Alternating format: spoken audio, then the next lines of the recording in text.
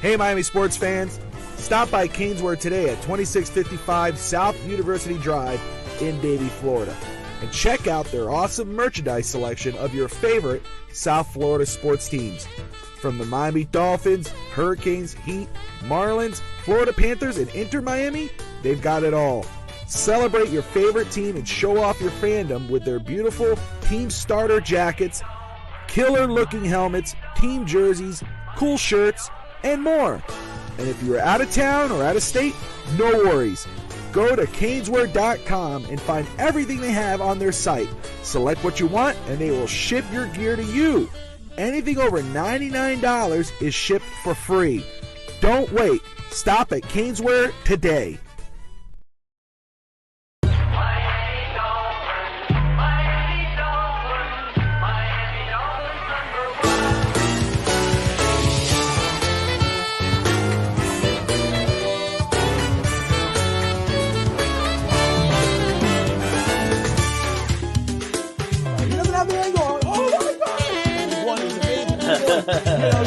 It's back. The green is running.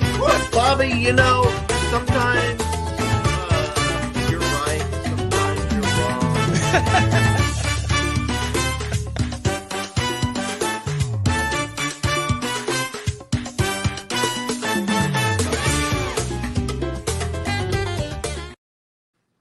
All right. Hello, everybody, and welcome to a new edition of Fitz Talk today on the Fitz Talk Sports Network.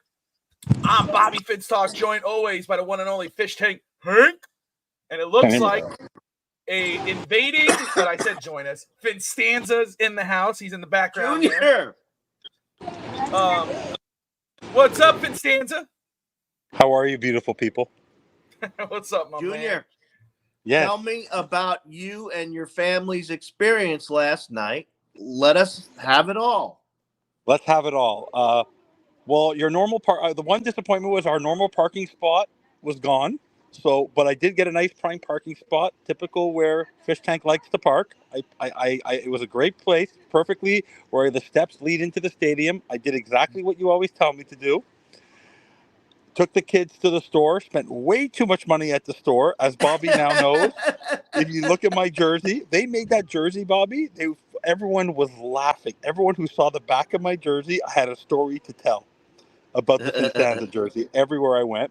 The kids got their faces painted.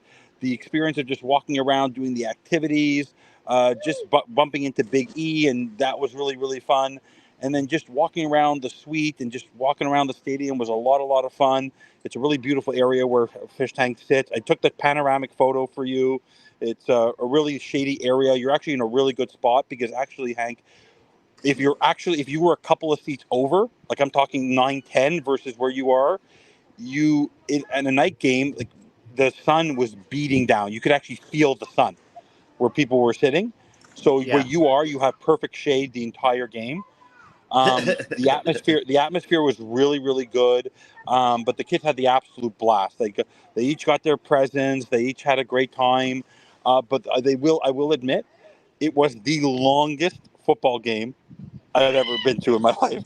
And I think it has to do with that's one thing, Bobby, as you probably know. Remember how we always talk about how the Dolphins have to slow the game down a little bit this season and not score touchdowns within like 35 seconds? Well, last night I wish they were scoring touchdowns within 35 seconds. And also, there was at one point where Morris was challenging plays, and I go, what is with all these challenges? And I go to myself, what is messing with McDaniel? Him and McDaniel were trading bar. It was back and forth. I saw on TV. It was hilarious.